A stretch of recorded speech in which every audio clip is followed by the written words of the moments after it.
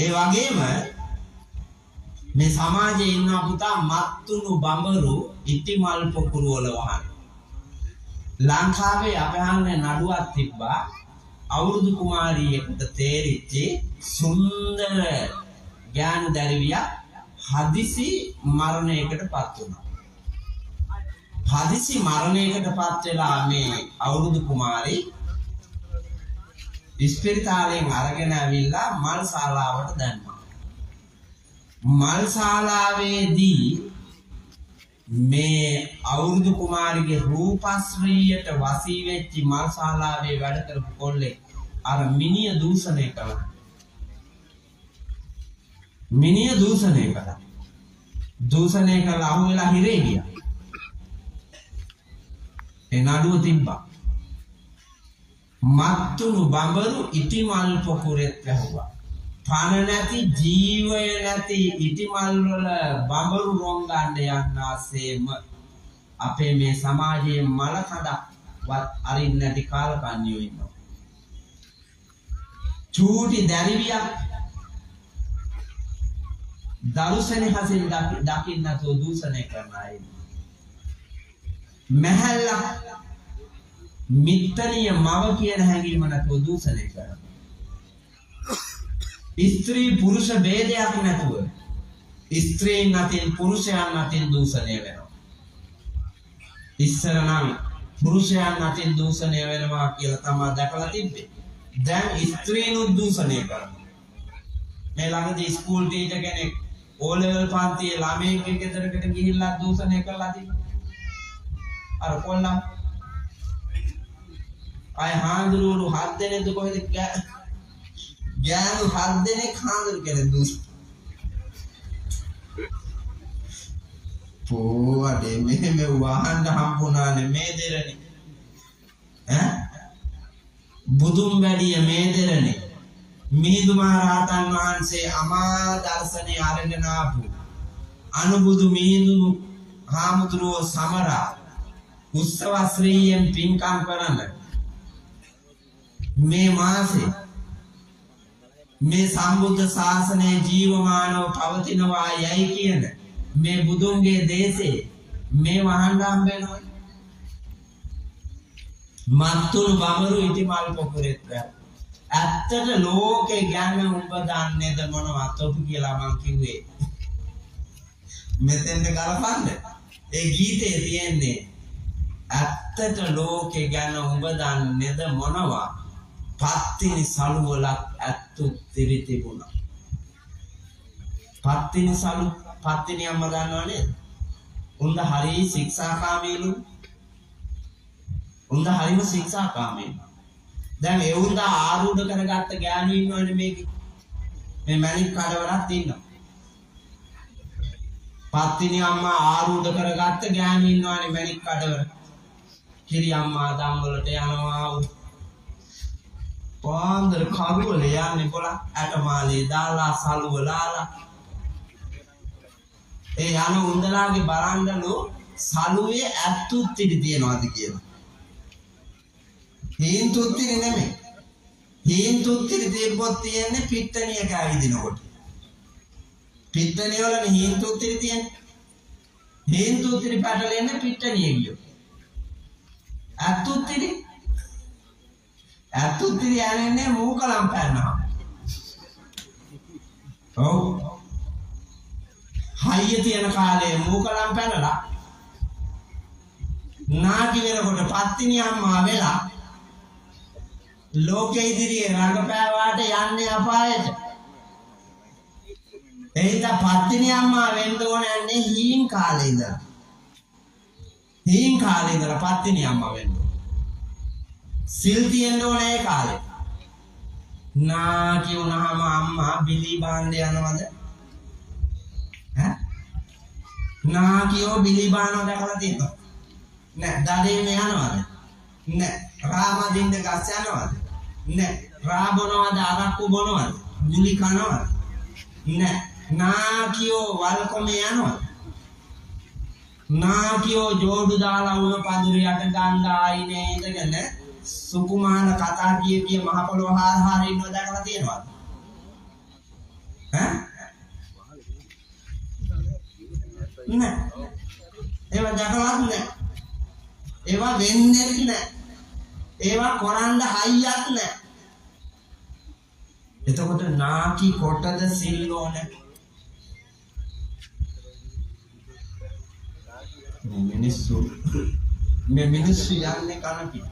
මේ මිනිස්සු යන්නේ කන පිට මම ඒකයි කිව්වේ භාගෙට දාන්නේ කියලා අපි භාගෙට දාන්නේ ද අවබෝධයේ ලෝකයේ දකින්න හම්බෙනවා බණ ඇහුවා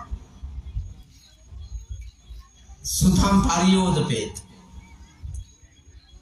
ඊළඟ එක කංකම් විතරදී බණ ඇහුවාම සැක නැති වෙනවා අපි ඔක්කොම සැකෙන් ඉන්නේ නේද සැකෙන් ඉන්නේ එක දේවල් පිළිබඳව සැකයි මට තියෙන සැකේ නෙමෙයි ඔබට තියෙන සැකේ නෙමෙයි මේ අපච්චිට ඒ අපච්චිට තියෙන සැකේ නෙමෙයි මෙයාට ලපටි ලාමක වයසේ එන සැකය ගැටවර වයසේ එන සැකයට වඩා හාත්පසින්ම වෙනයි ගැටවර වයසේදී එන සැක සංකාවලට වඩා තරුණ වයසේදී පහළ වෙන සැකය වෙනයි තනිකඩයා කාලේ පහළ වෙන සැකයට වඩා විවාහකයාට පහළ වෙන සැකය වෙනයි දරුවන් ඉන්න මවකට පියෙකුට පහළ වෙන සැකය වෙනයි මේ විදිහට පින්නතුනි එකිනෙකා මත පිහිටන සැකය එකිනෙකාට වෙනස් නානත්ත් කාය නානත්ත් සංඥා ඇයි සැකයි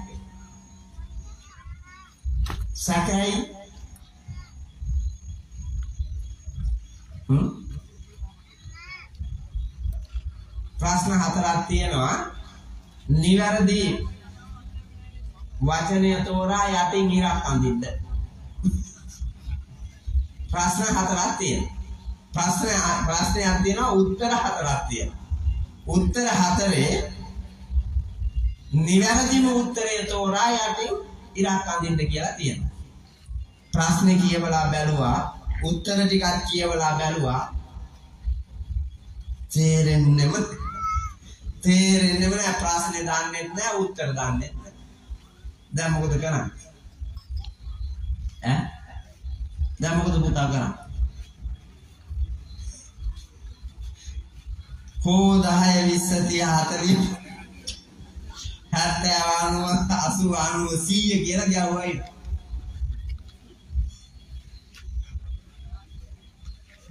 හරියට දන්නේ නැති වෙනකොට පුතා අමාරු වෙනවා සැකයෙන් බැලුවාම අමාරු වෙනවා ඒ නිසා විශ්වසනීයත්වයෙන් ලෝකය දකින්ද සැකහැර දැනගන්න ඕන සැකහැර දැනගන්න අවබෝධය ඕන ඒ අවබෝධයට ආපුවාම අය හොඳ 10 20 කියන්න ඕනේ දැක්ක ගමන්ම ඉර ගන්න පුළුවන් අවබෝධ කරගත්තා එහෙනම් හොඳට අවබෝධ කරගන්න ඕනේ ඒක ලැබෙනවා බණ ඇහුවා අපිට සැක කාවද සැක දරුවන්ට මව්පියන්ව සැකයි මව්පියන්ට දරුවන්ව සැකයි නෑයොන්ට නෑයෝ පිළිබඳව ගොඩක් සැකයි ආයතන ප්‍රධානියාට කාර්ය මණ්ඩලය ගැන සැකයි කාර්ය මණ්ඩලයට ප්‍රධානියා ගැන සැකයි රටේ රජුරුවන්ට රටවැසියෝ ගැන සැකයි රටවැසියන්ට රජුරුවෝ ගැන සැකයි හාමුදුරුවන්ට ගිහියෝ ගැන සැකයි ගිහියන්ට හාමුදුරුවෝ ගැන සැකයි මම පන්සලක බණකට ගියා යතුරු පොට්ටනියම හාමුදුරුවෝගේ ඉන්නේ යනකොට මාලිගාවේ යතා යනවා වාගේ සලම් බලන් ගාලා ගෙජ්ජි සද්ද තමයි ඇහෙන්නේ. ඇයි අංශකඩේ සාක්කුවල පුරවාගෙන යතුරු පැන් වාජනයක් ගෙනත් තියන්න කොප්පේ ගන්න බලනකොට ආඳුරුනේ සංවිධානය කරන්නේ පොඩි හාමුදුරුවෝ යතුරු තියන්නේ ලොකු හාමුදුරුවෝ ගාව. ලොකු හාමුදුරුවෝ bathroom එකේ යතුරු පොට්ටනියද bathroom එකේ ඕපේ යන්නේ කියන්නේ. නාලා එළියට එනකන් ඉඳලා කිව්වා මම ජීවිතේට ගැටමුඩි ගහන්න නැති වෙනවා. ඔව්. දායකයන්ට හාඳුරුව සැකයි හාඳුරුවන්ට දායකයෝ සැකයි යා දෙක නොරත රත සමග පෑහීමක් නැත. සැකෙන් බලන තාක්කල් යා වෙන්න හයි වෙන්න බැඳෙන්න හැම වෙලාවෙම කැඩිච්ච ගම. එතකොට ලස්සන ගමනක් යන්න ශක්තිය ඇති ගමනක් යන්න බෑ. ඒක වර්තමානයේ අපිට හොඳට පේන්න තියෙනවා. සම්බන්ධතාවය අවබෝධයෙන් පින්නතුනි බුදුහාමුදුරුවෝ ගැන ධර්මය ගැන ඔයාලට බුදුහාමුදුරුවෝ සැකයි නෑ. මේ ඉන්න අය බුදුහාමුදුරුවෝ සැකද නැද්ද? අපේ හඳුන්නේ මේ මෙවුන්දලා ඉන්නවා නේද? පිරිමින්ට එච්චර නෑ. පිරිමි අයට එච්චර නෑ. ගෑනු අම්මන්ඩිලාට නම් බුදුහාමුදුරුවෝ ගැන ඕන්දලාමයි වැඩිපුර පින්කම් කරන්නේ. නමුත් බුදුහාමුදුරුවෝ ගැන අව탁සේරුවෙන් බලන්නෙත් ඕන්දලා. මං අද කියන්නම් මේ පන්සලේ විහාරාධිපති හාමුදුරුවෝ හෙට ඉඳලා පුල්්‍යාර දෙයියන්ගේ රූපේ කතරගම දෙයියන්ගේ රූපේ ගම්බාර දෙයියන්ගේ රූපේ රූප පහක් හයක් හෝනියන් දේවතාවා භද්‍රකාලි මෑණි වාගේ රූප පහක් හයක් හදනවා කියලා අත්තිවාරම දාලා පටන් ගත්තොත් සල්ලි ගලාගෙන යෝන තරම් හදලා ඉවර වෙච්ච ගමන් විහාරයට වඳින්නේ නැහැ. වඳිනවා විහාරයට. මන් දන්නවා ඒකාන්තයෙන් වඳින්නේ නැහැ විහාරයට. එන්න ගෑණි භද්‍රකාලි අම්මා ගාව. එන්න ගෑණි කතරගම දෙයියෝ ගාව. එන්න ගෑණි පුල්්‍යාර දෙයියෝ ගාව. බින්න බහින්න. ඔව්. බින්න බහින්න මන් දන්නවා. දැනටත් එහෙමයි. දැනට දේව පූජාව කියලා කිව්වොත් පුතා ඒකට අපමල් රේණුවක්වත් අඩු නැහැ. පූජාවට්ටිය මේ. පූජාවට්ටිය එහෙම දෙන්නේ. ඈගොල්ලන් පැය දෙකක් දෙකමාරක් කටේ කියලා හිඳනකන් ධර්ම දේශනේ පවත්වන්න මට මේ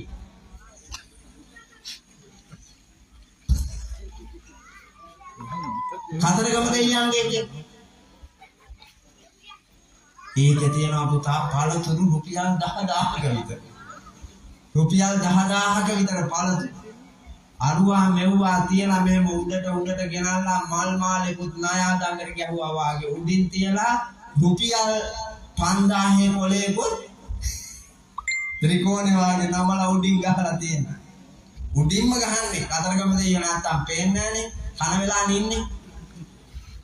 5000 කොලේ තිබ්බේ නැත්තම් කතරගම දෙයියන්ට පේන්නේ නැහැ. කන වෙලා. එහෙනම් මේ වුන්දලා ගහනවා 5000. කාවුත් පුතා රවට්ටන්න හදන. ඈ? දෙයියෝ රවටෙන්නේ නැහැ, බුදුන් රවටෙන්නේ නැහැ. දෙයියන් බුදුන් රවට්ටන්න බෑ. රවට්ටන්න පුළුවන් මේ රාගික කෙලෙස්බර ලෝකේ ඉන්න ගියෝ සහ පැවිද්දෝ. කෙලෙස්බර ලෝකේ ඉන්න ගිහි පැවිද්දන්ව රවට්ටු හැකියි. බුදුහාමුදුරුවෝ රවට්ටන්න බෑ. සද්ධර්මයේ රවට්ටන්න බෑ. සදාම භික්ෂුන් වහන්සේ රවට්ටන්න බෑ. තුනුරුවන් කිසි දිනක රවට්ටන්න බෑ. මෙලොව පරලොව ඒ වගේම කුසල් අකුසල් මේවා පිළිබඳව පුතා විශ්වසනීයත්වයක් නැතුව ගමනක් යනවා. එහෙනම් විශ්වාස පරමාඥාති ලෝකේ හොඳම නෑකම විශ්වාසය මත පිහිටා සැකහැර දැනගැනීමේ වාග්ය බණහුවාම ලැබෙනවා. දිට්ඨි මුජුං කරෝති ඍජු දැක්මක් ලැබෙනවා බණහුවා. මිත්‍යා දෘෂ්ටිය නැතිව මේ ඉන්න හැමෝම මිත්‍යා දෘෂ්ටිකයි. මිත්‍යා දෘෂ්ටිය කියන්නේ සුදු මහත්තයා මොකද්ද මිත්‍යා දෘෂ්ටිය කියන්නේ?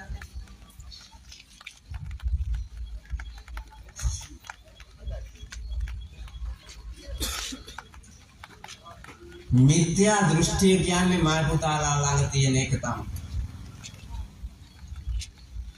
චූටි ලාමක ලපටි වයසේ ජංගම දුරකථන ඇල්ලීම මිත්‍යා දෘෂ්ටික ගතිය.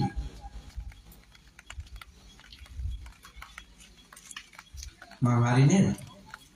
ඈ? මම හරි. මා පුතාලාගේ අම්මලත් මිත්‍යා දෘෂ්ටික හින්දා වැරදි. මා පුතාලාට වඩා මා පුතාලාගේ අම්මලා වැරදි. මා පුතාලාගේ අම්මලව කුලප්පු කරපු අධ්‍යාපනඥයෝ ඉන්නවනේ අපේ. නේද? ඒකලා වැරදි. අධ්‍යාපන ඇමති ලේකනෝ ඉන්නවනේ අපේ ලංකාවේ. ඒකලා වැරදි. අපේ රටේ සකල පාලකයෝම ඒ කරපු වරදේ ආදීනව තමයි බුද්ධිය ගරා වැටිච්ච මිත්‍යා දෘෂ්ටික જાතියක් මේ දෙරණේ පහළ වෙන්න හේතුව. විධිමත් අධ්‍යාපන ක්‍රමවේදයක් දේශීය මානවයාට ලබා දෙන්නේ නැති නිසා ඔවුන් විනාශ වෙනවා. මෝඩයෝ තනුණා මෝඩයාට හොඳ නරක තේරෙන්නේ නැති හින්දා ඉස්කෝලේ ගිහින් නතර වෙනකොට කොටසක් බන්ධනාගාරේ කොටසක් පුනරුත්ථාපන කඳවුරු වල කොටසක් අතපය කඩාගෙන රෝහල් වල කොටසක් මානසික ආතතිය හැදිලා පිස්සෝ වෙලා මානසික රෝහල් වල කොටසක් ළමා නිවාස වල කොටසක් මහලු නිවාස වල ඥාන දරිවියෝ කොටසක් පරිවාස බාරේ කොටසක් කාන්තා පිහිට ආයතන වල අයියා මම අනේ මං හිතන්නේ කමකට තිබුණා වන්නේ ආවෝ තියන්න සුද්ධ අධ්‍යාපනයේ ප්‍රතිඵල දෙන්න. අපි චූටි කාලේ ඒවා තිබ්බදාලු. අපි චූටි කාලේ මේවා තිබ්බේ නැහැ. අපි ගියේ මිත්‍යා දෘෂ්ටික ගමනක් නිසා අපිට සතුට සැනසීම නිදහස සෞභාග්‍ය පිරුණු බුද්ධිමත් මගතොට පෙනුනේ නැති නිසා මිත්‍යා දෘෂ්ටික ගමනක ප්‍රතිඵලය මිත්‍යාවෙන් අපායට. ඒ නිසාවෙන් බණහුවහම මිත්‍යා දෘෂ්ටිය නැති වෙලා සම්‍යක් දෘෂ්ටිය ඇවිල්ලා දිට්ඨින් උජුං කරෝති ඍජු දැක්ම පහළ වෙනවා. එහෙම මිනිහාට චිත්ත මස්ස පසීදති මෙලව ජීවිතයේ පරලොව ජීවිතයේ සංසාර ගමන නවත්වා ලබන උත්තරීතර සැපත වූ අමා මහ නිවනින් සතුටු වෙන්නට පුළුවන් වාග්ය උදා වෙනවා.